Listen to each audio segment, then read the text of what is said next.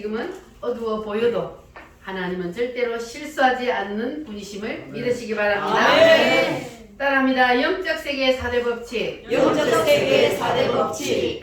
육신의 세계에도 법이 있듯이 영의 세계에도 법이 있습니다. 첫 번째 무슨 법이라 그랬어요? 성부의 법. 다른 말로 율법. 다른 말로 공의. 다른 말로 공의. 공의의 법. 이 네 가지가 하나님이 우리에게 주신 성부의 법인데 이것이 왜 우리에게 사람에게 왜 나타난다 그랬어요? 우리 영적 상태. 내 영적 상태를 보여주기 위해서 이 성부의 법이 우리에게 나타나는데 무엇을 통해서 첫 번째?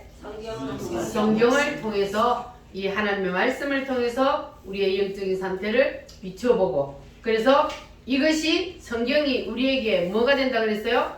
거울이라 그랬어요. 우리 심령의 거울을 우리가 늘 날마다 여러분 비추어 보시고 여러분의 영적인 상태를 잘 보시고 하나님이 이 말씀을 통해서 여러분의 영적인 상태를 보고 너 이것은 너 죄 지은 거야 이렇게 하나님이 우리에게 지적을 하면 그러면 그때 어떻게 해야 된다고요? 회개하시고 여러분 날마다 죄를 깨끗이 씻어지기를 바랍니다. 그러면 이 성경을 통하여 하나님 말씀을 통하여도 죄를 깨닫지 못하는 사람은 두 번째로 보조율법으로 뭘 주셨다? 양심을 주셨다. 그래서 여러분 양심은 날마다 어떻게 해야 깨끗해져요? 양심이 회개를 하면 깨끗해지잖아요. 왜냐하면 하나님이 죄를 한 번도 안 지은 것처럼 깨끗이 씻어주신다 했으니까 그래서 회개하여 여러분 날마다 양심을 깨끗하게 청소하시기를 바랍니다. 양심도 더러워졌으면 그러면 또 하나님이 보조율법을 뭘 주셨다?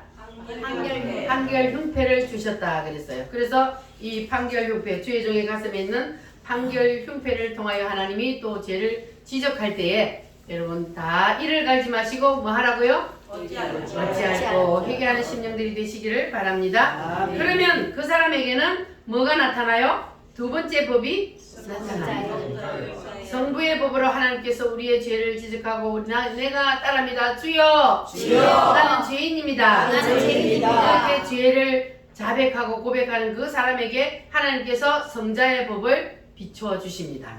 성자의 법이 그 사람에게 임하면 그 사람은 뭘 받아요?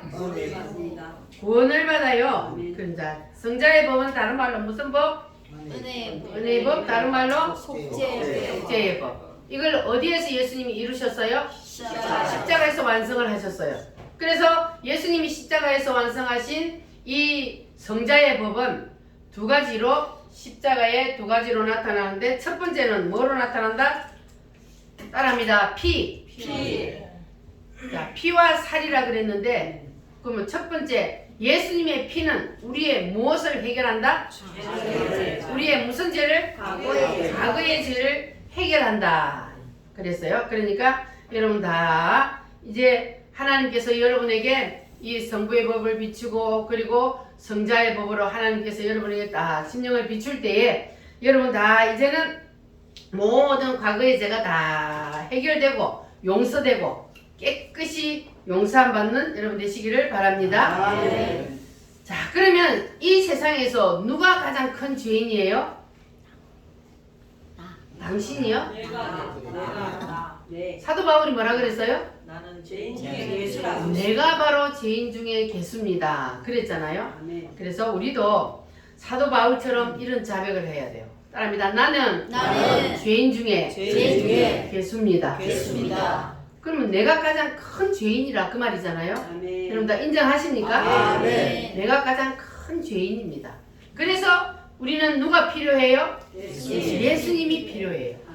우리가 죄인이 아니면 예수님이 필요 없잖아요. 근데 우리가 죄인이기 때문에 예수님이 필요합니다. 할렐루야. 그래서 우리는 사도 바울이 고백한 것처럼 늘 날마다 주님 앞에 나는 죄인입니다. 이렇게 고백하시고 그리고 하나님께서 이제 성부의 법으로 여러분을 이제 딱 죄인이라는 것을 알게 하셨죠?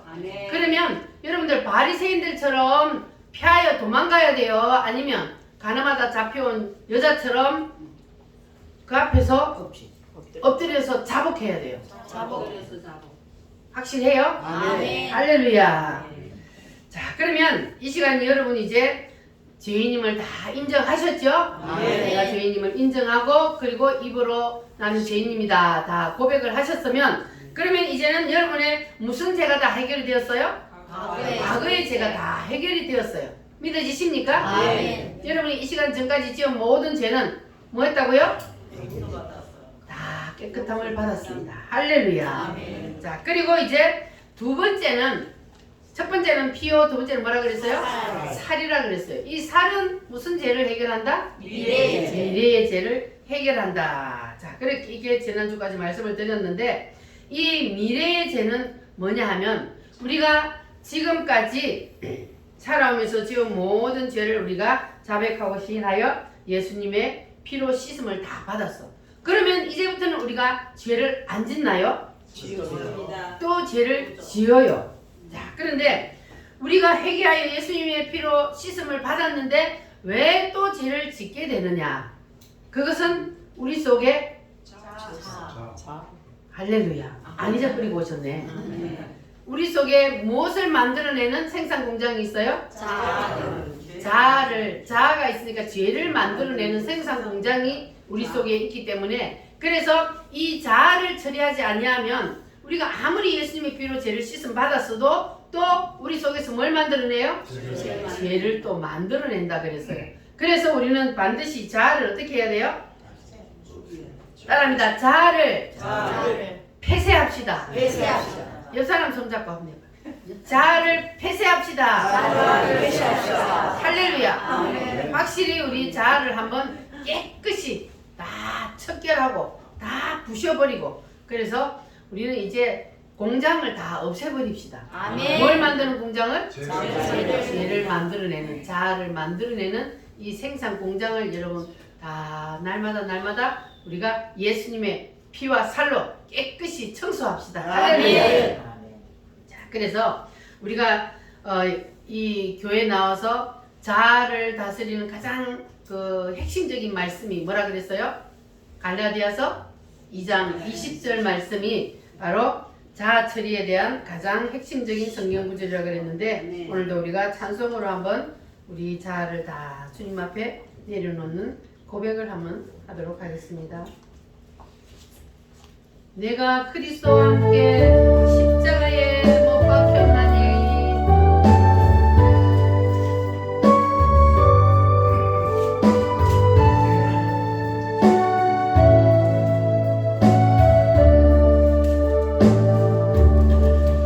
내가 그리스도와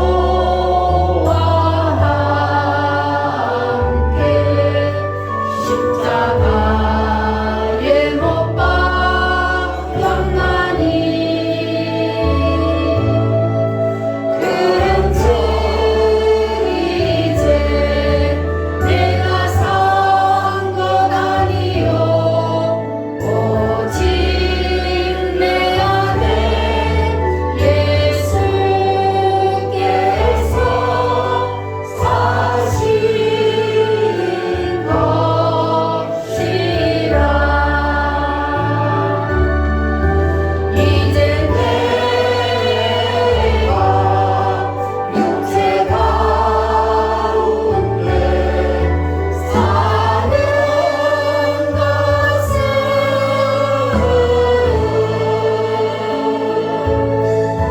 나를 사랑하사 자기 몸 버리신 예수 위에 산 것이라.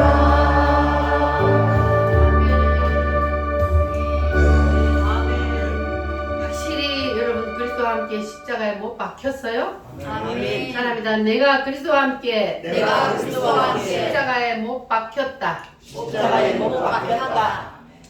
여러분과 저는 예수님이 십자가에 못 박힐 때 거기 함께 못 박혔어요? 아니에요? 박혔어요. 확실히 박혔어요? 그럼 여러분 2000년 전에 예수님 그 십자가 못 박힐 때 없었는데 어떻게 못 박혀? 우리는 그날 없었잖아요 거기에. 2000년 전에 우리는 태어났어요 안 태어났어요? 우리는 아직 태어나지도 않았고 우리는 거기에 없었어. 그런데 성경에 보니까 말씀에 보니까 뭐라 그래요? 그리스도와 함께 십자가에 못 박혔대요. 우리가 그때 내가 그리스도와 함께 십자가에 못 박혔다. 성경은 확실해요? 아니면 거짓말이에요? 확실합니다. 성경은 1.1핵도 변함없이 확실하다 그랬어요. 그러니까 십자가에 못 박혔다. 그랬으니까 우리는 이미 못 박혔어요. 아멘. 여러분 믿어지십니까? 아멘. 자, 오늘은 그 예를 들어서 자, 그 몇 년 전에 좀 전에 그 일본에 그 뭐라 그러지? 원자력 그가 뭐야 지진이 나서 그 파기 저기 됐잖아요. 그래가 방사능이 유출된다 그래가지고 그런데 이제 방사능이 유출이 되긴 되는데 거기 들어가서 누가 수리를 해야 되죠. 더 이상 누출이 안 되도록. 그런데 자기의 생명을 걸고 거기 들어가서 그거를 수리를 하고 고치는 사람들이 있었단 말이에요. 그러면 그 사람들은 이제 그 안에 들어가면 이미 그 사람들은 방사능 원자병에 걸리는 거잖아요. 거기 들어가서 그걸 수리하기. 그런데 자 그러면 그 사람이 결혼을 해서 아기를 낳아. 그러면 그 아기는 아버지가 거기 그 공장에 들어갔을 때에 있었어요, 없었어요? 없었어요. 없었잖아요. 아직도 없어요. 그 뱃속에 아직 없었어요. 그런데 그 아버지가 원자병이 걸려가지고 그래가지고 아기를 낳았더니 그 아기도 똑같이 원자병이 걸리는 거예요. 그러니까 이게 바로 예수님이 십자가에서 못 박혀 죽으실 때에 우리는 거기 없었는데 우리가 십자가에 못 박혔다 하는 것은 바로 이와 같은 원리입니다. 아멘. 이해가 되셨습니까? 아멘. 그래서 우리는 예수님이 십자가에 못 박힐 때 우리는 이미 못 박혔다. 여러분 그 사실을 여러분이 입으로 시인하고 고백을 하기만 하면 그러면 이미 여러분도 이제 못 박힌 거예요. 아멘. 할렐루야. 아멘. 자 그런데 우리 속에는 계속 뭐가 있어요? 자아가 있단 말이에요. 자 그런데 우리 속에는 계속 이 자아가 있는데 그러면 이 자아를 뭐라 그러냐 하면 가상자아라 그래요. 진짜는 죽었는데 가짜로 내 속에 거짓 자아가 들어있는 거예요.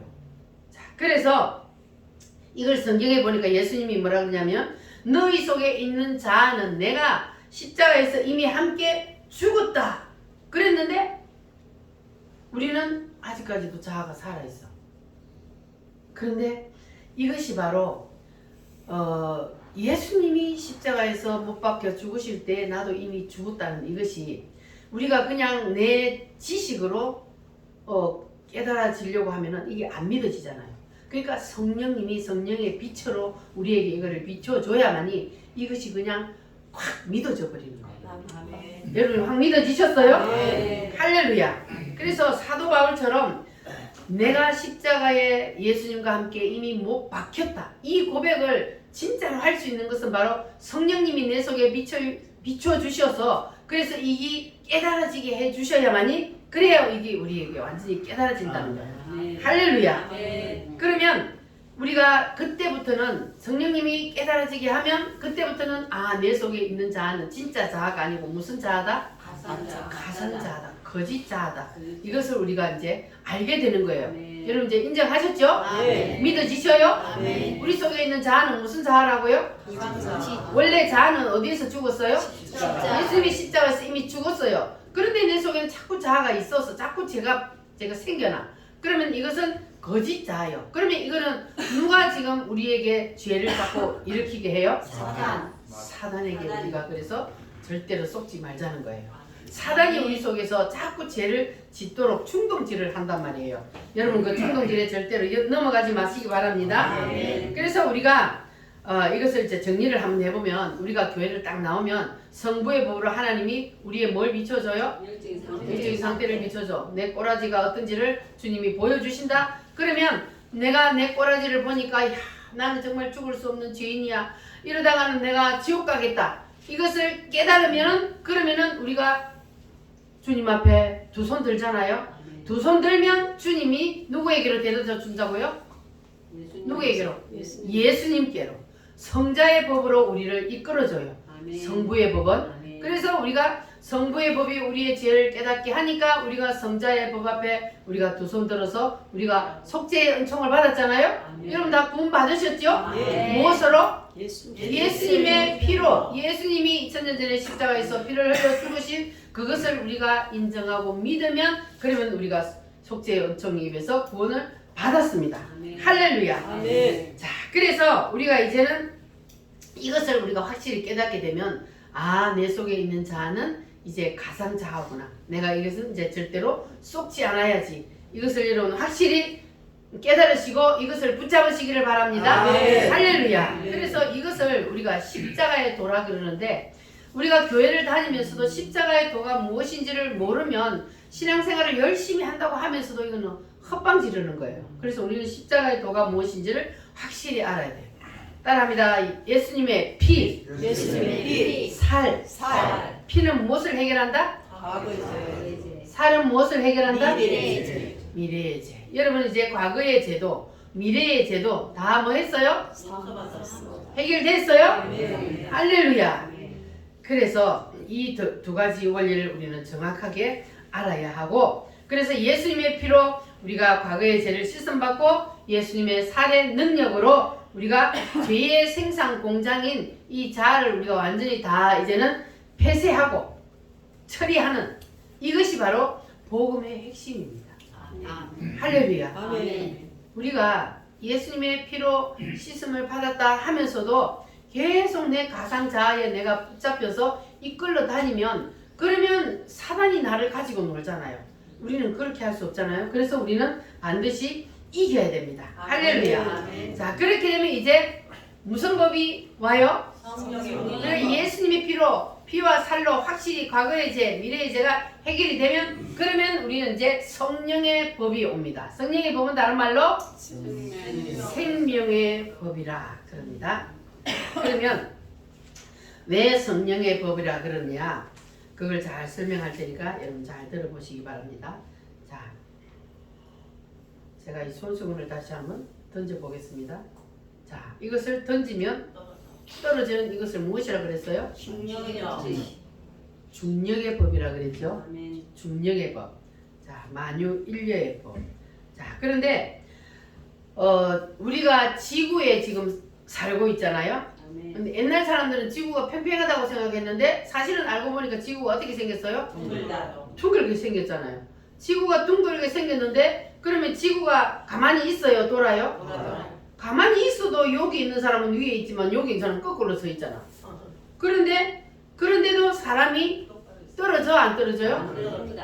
안 떨어지고 붙어 있단 말이에요. 그럼 그거는 뭐 때문에 그런다고요? 중력의 법에 의해서. 그러니까 이 지구가 자석과 같은 거예요. 자석은 쇠붙이를 크든 작든 쇠붙이를 갖다 대면 쇠붙이가 어떻게 돼요? 쫙 끌려 들어와요. 그와 같이 이 지구가 자석과 거대한 자석과 같은 그러한 힘을 가지고 있는 거예요. 그래서 우리가 이 중력의 법칙에 의해서 우리가 이 지구에서 살고 있는데 그래서 물건을 끌어당기는 힘이 있단 말이에요. 그런데 우리가 우주선을 타고 이게 끌어당기는 힘이 있는 거기를 벗어나 버리면 그러면 우주선이 저 가가지고 보면은 우리가 저기 우주선 타고 가서 옛날에 사진 찍어갖고 막 보내준 사람들 있잖아요. 그러면 우주선 안에서는 사람들이 어떻게 되고 어떻게 다니고 있어요? 둥둥둥둥 떠다니잖아요. 둥둥 거기는 왜 그래요? 중력이 없기 때문에 끌어당기는 힘이 없기 때문에 이거 둥둥 떠다니는 거예요. 그래서 이렇게 앞에 사람이 수저로 물을 떠가지고 탁 던지면 물이 떨어져요. 어떻게 돼요? 안 떨어져. 물이 그대로 슉 가. 받아 드세요. 그러면 벌리고 있으면 쏙 들어가는 입으로. 이렇게 되는 게 바로 무엇 때문이라고요? 끌어다니는 힘이 없어 거기는. 그러니까 무중력 상태잖아요. 거기는. 지구 참 하나님이 만들어 놓은 게 너무 신비하잖아. 그죠? 그러니까 하나님이 이렇게 이 지구를 파란 이 지구를 딱 만들어 놓고 여기에는 우리 인간들이 살도록 이렇게 너무너무 기가 막히게 만들어 놨잖아요. 그런데 이 지구에 그 끌어당기는 힘이 없는 그곳에 가니까 그러니까는 사람이 제대로 살 수가 없잖아요. 거기서는. 그래서 하나님께서 이렇게 지구를 끝내주게 만들어 놨단 말이에요. 자, 그러니까 세상에는 이러한 하나님께서 만들어 놓은 법칙들이 많이 있어요. 그런데 물도 있잖아요. 물도 다 똑같은 물이 아니잖아요. 물이 우리가 그 물에 들어가면 우리가 빠져요, 떠요?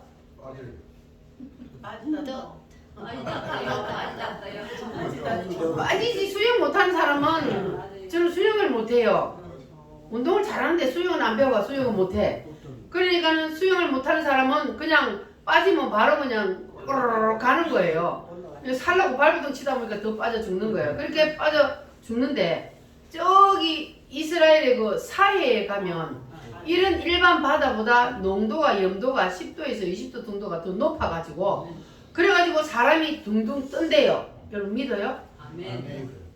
그 제가 한번 그때 제가 성지순례를 하도 성지순례 내가 꼭 가야 되겠다 하는 생각에 제가 그때 졸업반에 갔거든요. 그럼 제가 이게 몸무게가 상당히 많이 나가잖아요. 그런데 시험을 해보고 싶어. 그래가지고 진짜로 들어갔더니 사람들이 있잖아요. 거기서는 누워가지고 그냥 책 보고 있어. 책 보고 있어. 그래 내가 들어갔는데 빠졌을까 떴을까요? 이 무거운데 수영도 못하는데 거기는요 거꾸로 처박기가 들어가려 그래도 안 들어가져요. 뭐 때문에 그래요? 염도가 너무 높아가지고 안 되는 거예요. 그러니까 물이라고 다 똑같은 물도 아니고 이런 그것들이 있단 말이에요. 그러니까 중력의 법도 이렇게 다르게 작용하는 것들이 있습니다. 자, 그러면 사람이 성령의 법이 운행하는 장소, 성령의 생명의 법이 운행하는 장소가 있단 말이에요. 그래서 이 장소에 이 성령이 역사하는 이 공간 안에 들어가면은 이게 성령의 초자연적인 역사가 일어나는 거예요. 아멘.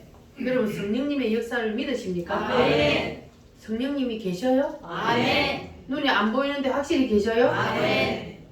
그 성령님이 우리 눈에 안 보여. 왜냐하면 영이기 때문에 하나님의 영이기 때문에 눈에 안 보이지만 그러나 확실히 있습니다. 그러면 우리 우물교회 요 안에는 지금 누가 역사하는 공간이에요? 성령이요. 생명의 성령의 법이 역사하는 공간이란 말이에요. 아멘. 확실히 믿어지십니까? 아멘. 그러면 성령님이 역사한다는 것을 여러분 확실히 믿으시면 그러면 여기는 초자연적인 역사가 일어날까 안 일어날까요? 일어나죠.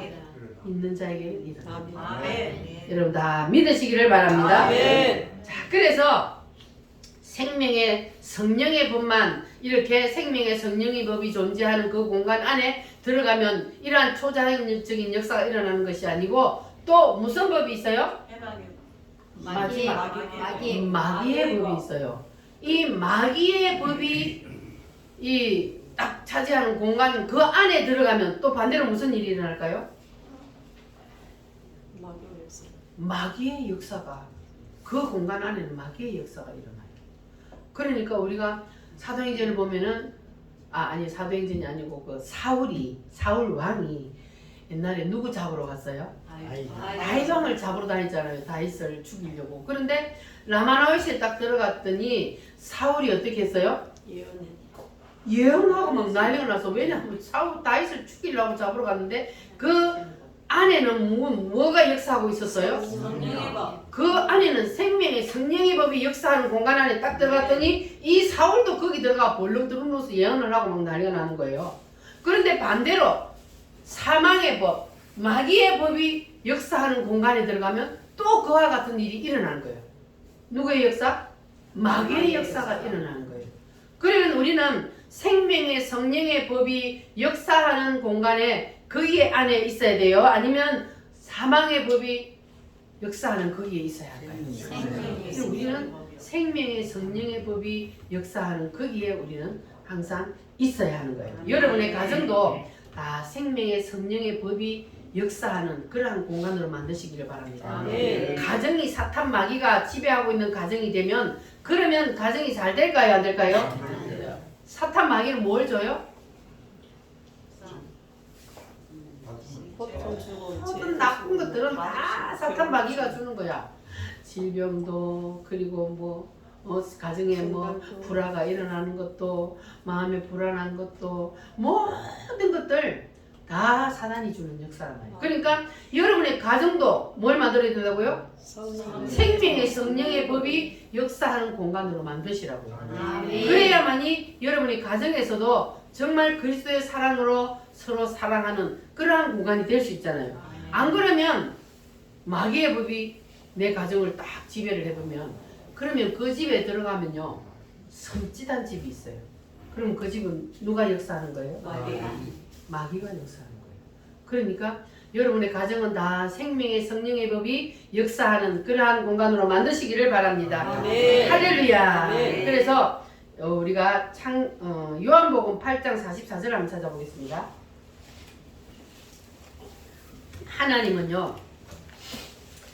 하나님은 죄의 결과를 가지고 보는 것이 아니고 하나님은 결과보다 그 앞에 원인을 먼저 보셔요. 우리 사람은 뭘 봐요? 눈앞에 나타난 결과만 보고 판단을 해요.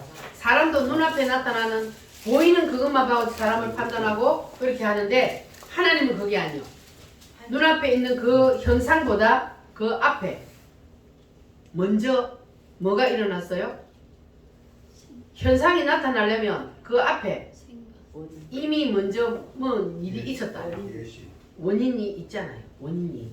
자, 그러면 한번 읽어보겠습니다. 시작. 너희는 너희 아비 마귀에게서 났으니 너희 아비의 욕심대로 너희도 행하고자 하느니라.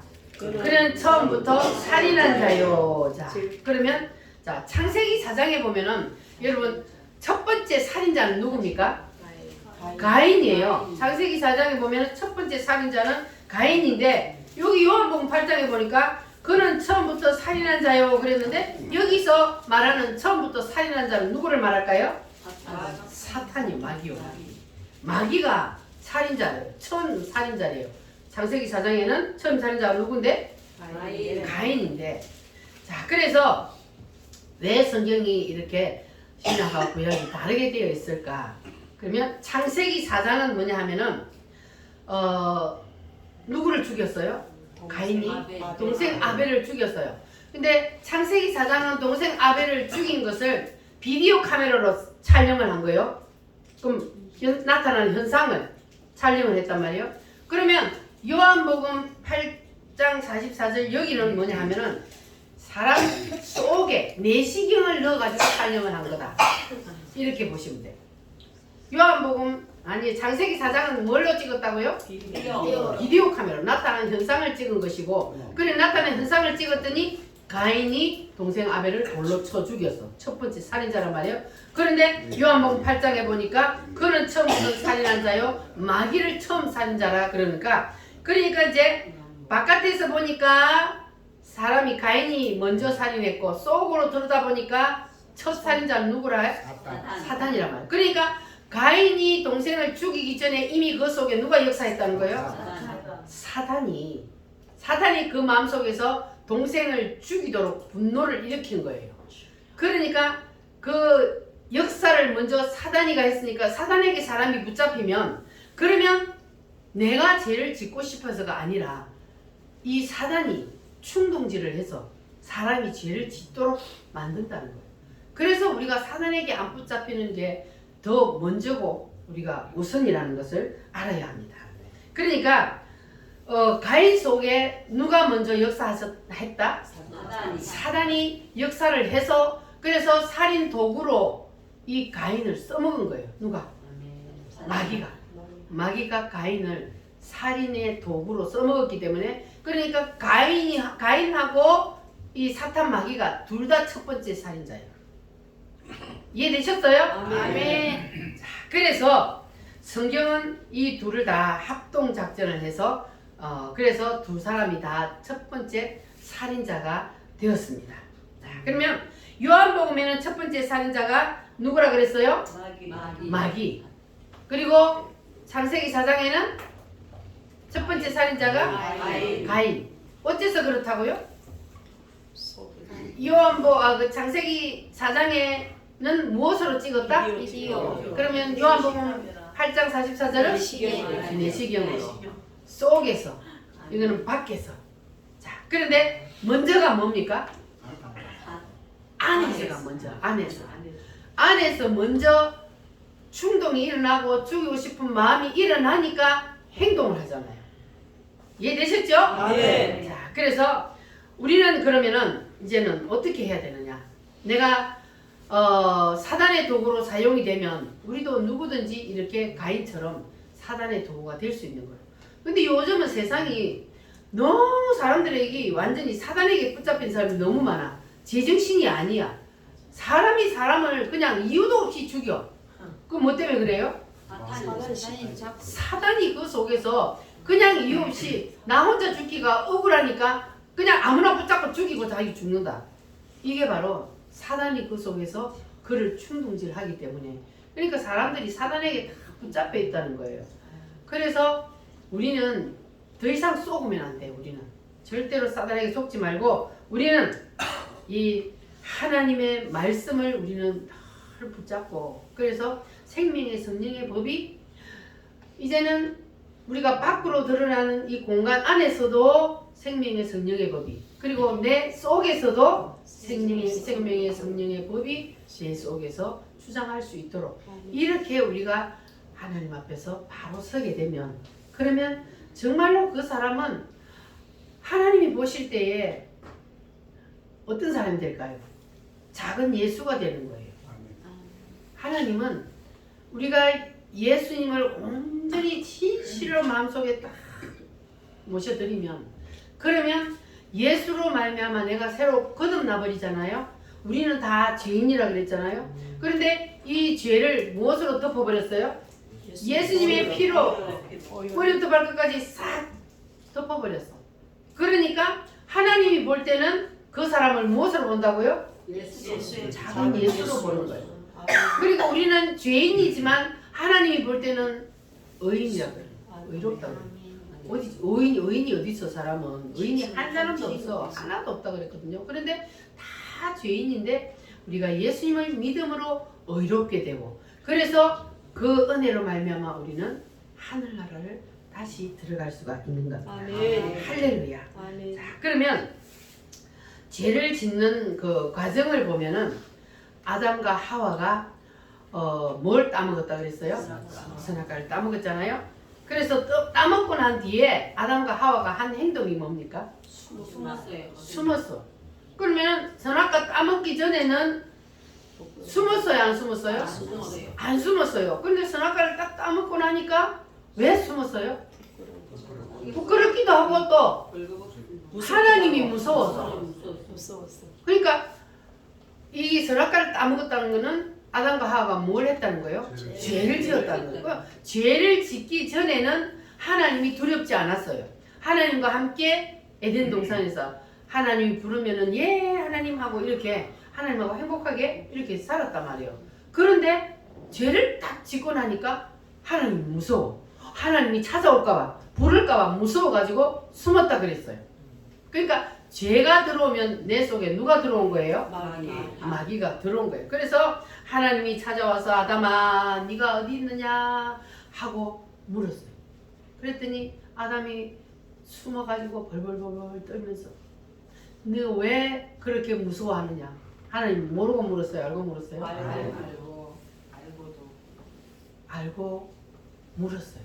그런데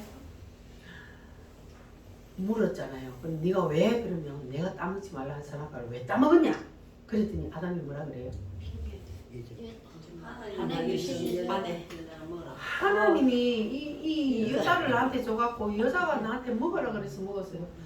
하와야 니는 왜 먹었느냐? 그랬더니 뭐라 그래요? 하나님이 저 뱀을 만들어가 뱀이 나한테 꼬셔가지고 그래서 먹었어요. 그 말이 틀려요? 맞아요? 맞기는 맞아요. 그런데 핑계를 대면 돼야 안 돼요. 결국은 하나님 앞에 모든 걸 다 돌려 하나님이 만들어갖고 하나님이 만들어갖고 나한테 붙였으니까 그래서 내가 먹었잖아요. 이렇게 핑계를 하잖아요. 근데 우리는 그렇게 하면 안 되는 거예요. 아담과 하와처럼. 자, 그래서 하나님이 이 아담과 하와에게 죄를 짓고 들어와서 떨고 있을 때에 하나님이 뭘 가지고 왔다 그랬어요? 가지고. 무슨 가지고? 그걸 뭐라 그래? 피 묻은 가죽옷을 가져와. 그 피 묻은 가죽옷을 가져왔는데, 그러니까 최초의 죽음이 여기서 나타난 거예요. 왜냐하면 에덴 동산에는 원래는 죽음이 없잖아요. 죄를 짓기 전에는 죽음이 없어요. 죽음이 없는데 아담과 하와가 죄를 지음으로 죽음이 와버렸어. 그래서 하나님이 가장 첫 번째로 누구를 죽여요? 양을 잡아서 죽였어요.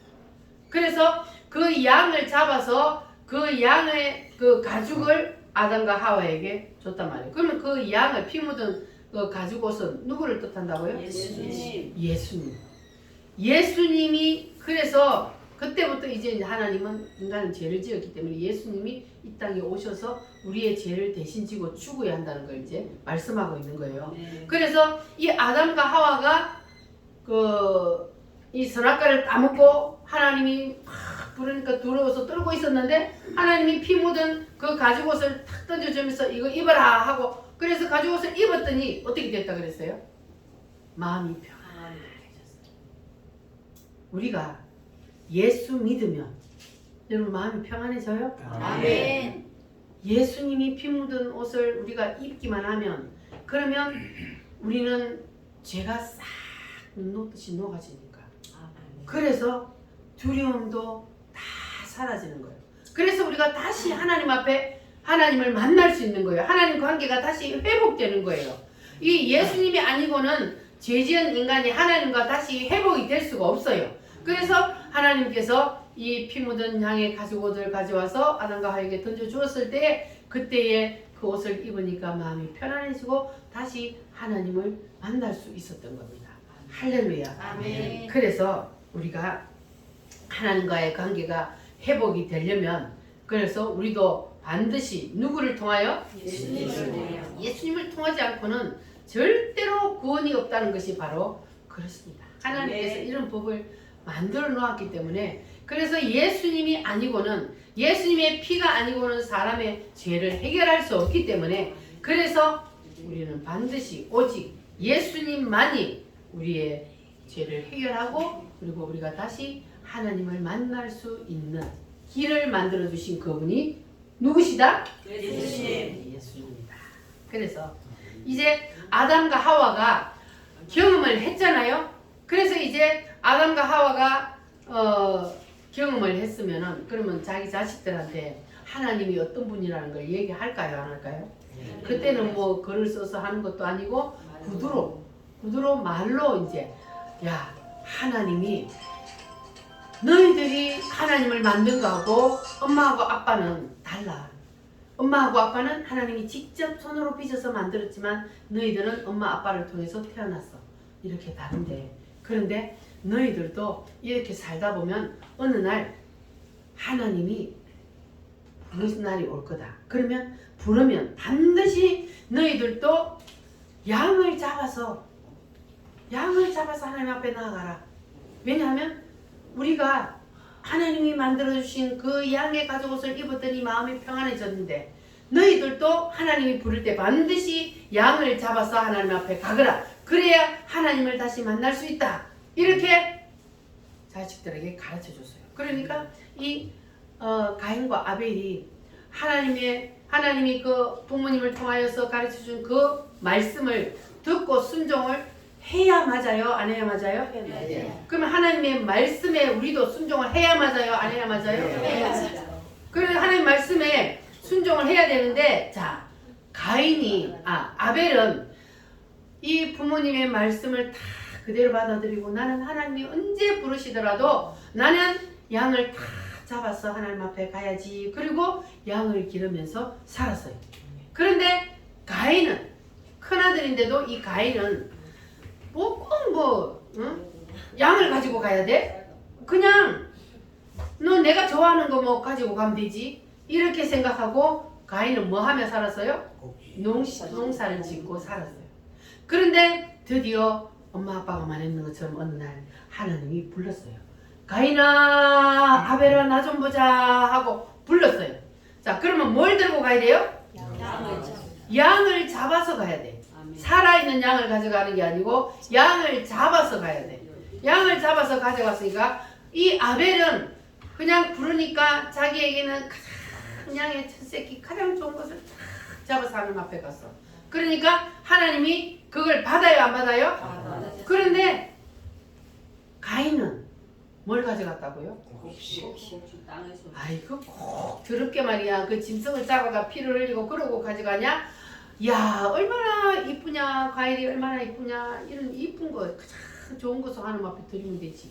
그거는 누구 생각이요? 자기 생각. 만구지 생각이지.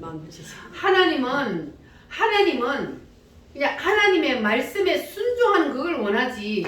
내 생각에 좋은 거 그거는 내 생각이야. 이게 인본주의란 말이에요. 인본주의. 이거는 안 돼요. 내 생각이 아무리 좋고 이게 하나님 이 좋은 거 하나님 받으시겠지? 아니요. 천만에 하나님 안 받아요. 안 받았잖아요. 누구 걸 받았어요? 아벨을 피를 흘려고 양을 잡아갔지만 하나님이 그것은 불을 내려서 연락을 하시고, 그리고 가인이 가장 좋은 것을 자기가 기르는 곡식이나 막 과일 이런 걸 다 갖다 드렸더니 하나님 쳐다도 안 봐. 그러니까 이게 예배잖아요. 예배가 이렇게 중요합니다. 예배는 하나님이 원하시는 뜻대로 우리가 하나님 앞에 예배를 드리는 것이 하나님이 연락하는 예배지, 내 생각대로 내가 좋은 내 뜻대로 이렇게 내 방법대로 하나님 앞에 예배 드리는 거 하나님이 쳐다봐요 안 봐요? 안 봐요. 하나님이 연락 안 해요. 그러면은 만구 하나님 앞에 아무리 예배를 많이 드려봤자 그 예배는 뭐예요? 연락 안 하니까 헛방이지. 그거는 헛방이요. 암만 예배 많이 들어봤자 하나님이 안 받는 예배를 드리면 그거는 헛방이요. 오늘날 한국 교회가 헛방 예배가 너무 많아. 그래가지고 하나님이 밥도 안 하는 예배를 막 저거 잔치요. 저거 잔치 막 저거 축제예요. 하나님이 없는 거야. 교회에 하나님이 없으면 그러면은 그거는 마음 뻥이잖아요. 우리는 하나님이 원하시는 하나님의 뜻대로 우리는 하나님 앞에 예배를 제사를 드려야 되는 거예요. 그 예배를 하나님이 받으신단 말이에요. 할렐루야. 그러니까 여러분들도 이제는 예배에 승리하기를 바랍니다. 할렐루야. 그러니까 주일날 우리가 예배를 승리하지 못하면요, 한 주일 동안 우리가 어둠 속에 살아야 돼요. 이게 가인이 그렇잖아요. 예배에 승리하지 못하니까 누구에게 붙잡혀 버려요? 사단에게 딱 붙잡혀 버리잖아요. 그러니까 예배에 승리하는 게 이렇게 중요합니다. 그러니까 우리는 반드시 하나님이 원하시는 예배, 그래서 승리하는 예배를 드려야 할 줄 믿습니다. 그래서 아벨은 예배를 성공했어요. 어떻게 하기 성공했습니까? 하나님이 원하시는 대로, 하나님의 방법대로, 하나님의 뜻대로 하나님 앞에 나아갔기 때문에 성공하는 예배를 드렸단 말이에요. 자, 그런데 그러면 가인은 왜 실패했어요? 자기 생각대로 그렇게 했기 때문에 하나님이 받지를 않았습니다. 그러니까 이제 예배를 딱 받지 않으니까 가인 속에 누가 들어가 버려요? 그러니까 보세요. 예배를 승리한다는 게 이렇게 중요한 거예요. 예배를 승리하지 못하고 예배를 실패를 딱 했더니 바로 누가 들어가 버려요? 사단이 그 가인의 마음속에 딱 들어가서 가인의 마음을 확 붙잡아 버리잖아요. 그러니까 가인 마음속에서 뭐가 일어났어요? 아니 지가 하나님 앞에 잘못 해놔놓고 왜 동생 아벨 거는 받고 왜 내 거는 안 받아 이러면서 마음에서 뭐가 일어나? 분노가 일어났어요. 그래가지고 그 분노 때문에 누구를 죽였어요? 동생을 죽이잖아요. 이렇게 되는 거는, 그러니까 우리는 나타나는 현상을 사람들은 보고 저 사람은 저런저런 이런데 그게 아니고 하나님은 뭘 본다고요? 앞에 원인을 먼저 본다고요. 원인을. 그러니까 우리는 첫 번째 예배를 뭐 해야 된다고요? 예배를 승리해야 돼. 예배를 실패하면 바로 사단이 그 사람의 마음을 붙잡아 버리면 그 사람은 아무리 내가 죄를 안 지으려고 해도 그래도 어떤 현상이 일어나요? 사단이 그냥 나를 가지고 노니까 죄를 지을 수밖에 없는, 이끌려 다니는 그런 사람이 될 수밖에 없는 거예요. 믿어지셨어요? 자, 그러면 죄 짓는 순서가 뭐냐 하면은 첫 번째가 예배 실패예요. 첫 번째가 뭐다? 예배의 실패. 그래서 우리는 반드시 예배를 뭐 해야 된다? 성공해야 된다. 여 사람 손잡고 예배에 성공합시다. 할렐루야. 자, 하나님이 받으시는 예배는 바로 성공하는 예배를 하나님이 받으십니다. 예배를 실패하니까 마귀가 들어오고, 마귀가 들어오니까 마음의 분노가 일어나고, 마음의 분노가 일어나니까 살인자가 돼요. 이러한 엄청난 일이 일어나게 되었습니다. 그런데 분노가 일어났을 때에 하나님이 경고를 해요. 이 가인에게. 지금 너 속에 마귀가 들어갔으니까 너의 만문을 지켜라 그랬어요. 네 만문을 지켜라. 자, 근데 죄가 만문에 엎드렸다 그랬잖아요. 이게 바로 죄가 네 만문에 엎드렸으니까, 그러니까 마귀가 너 마음을 붙잡으려고 하니까 너 마음을 지켜라. 그런데 그게 된다 안 된다? 안 되는 거예요. 예배 실패하니까 바로 사탄 마귀가 탁 만문에 엎드렸다가 잡아버리잖아요. 왜냐하면 사탄 마귀는 항상 대기하고 있다 그랬잖아요. 삼킬 자를 항상 대기하고 있어요. 그리고 우리가 실패하고 딱 넘어지면 바로 사탄 마귀는 잡아버리는 거예요.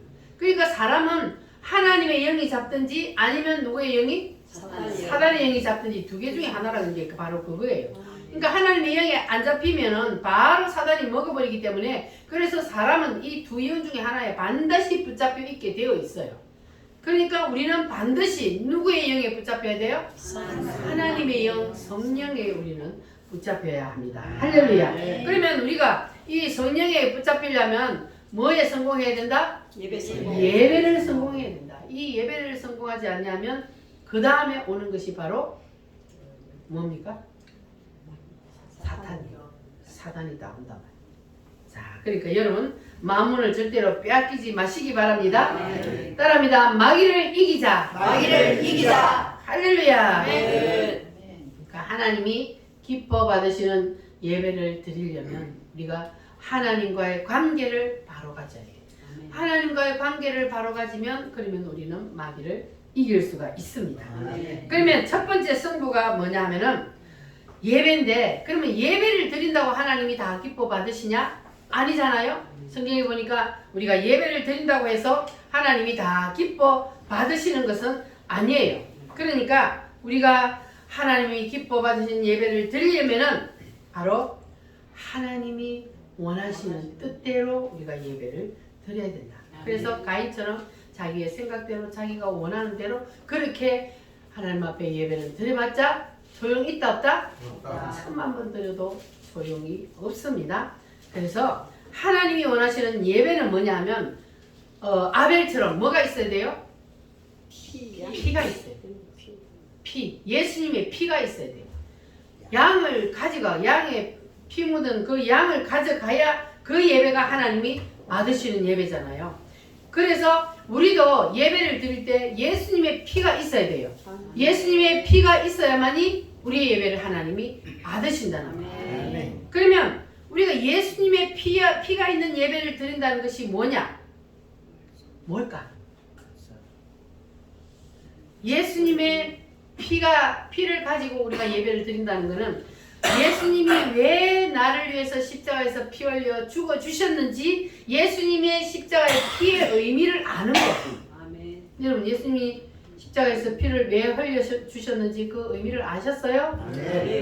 예수님이 우리가 오늘도 하나님 앞에 나와서 예배하는 것은 바로 그거잖아요. 내가 하나님 앞에 나와서 뭐 복받고 내 기도 제목 막 기도해서 내가 기도 응답받고 이게 목적이 아니잖아요. 그 목적, 그거는 바로 가인의 제사예요. 그런데 우리가 하나님 앞에 와서 예배를 드리는 것은 무엇 때문에 예배를 드려요? 주님의 은혜 감사해서, 주님이 나를 대신해서 십자가에서 피 흘려 죽어주신 그 은혜가 감사해서 너희들이 일주일에 한 번 하나님 앞에 나와서 예배를 드리라 그랬으니 우리는 그 은혜에 감사해서 하나님 앞에 나와서 예배를 드리는 거예요. 그러면 그렇게 그 믿음을 가지고 하나님 앞에 예배를 드리는 사람은 예수님의 피를 가지고 예배를 드리는 겁니다. 그러면 그 예배는 무슨 예배가 되는 거예요? 성공하는 예배가, 아벨의 예배가 되는 거예요. 여러분 오늘 그런 마음으로 오셨죠? 여러분 오늘 교회 성도들은 다 예배를 드릴 때마다 성공하는 예배를 드리시기를 바랍니다. 성공한 예배는 무엇으로 드려야 된다고요? 예수님의 피로 우리도 하나님 앞에 나와서 예배를 드려야 되는데 예수님의 피의 의미는 무엇이다? 예수님이 십자가에서 내 죄 때문에 피 흘려 죽어 주셨다. 그래서 그 은혜에 대한 감사해서 하나님 앞에 예배하는 것. 아멘.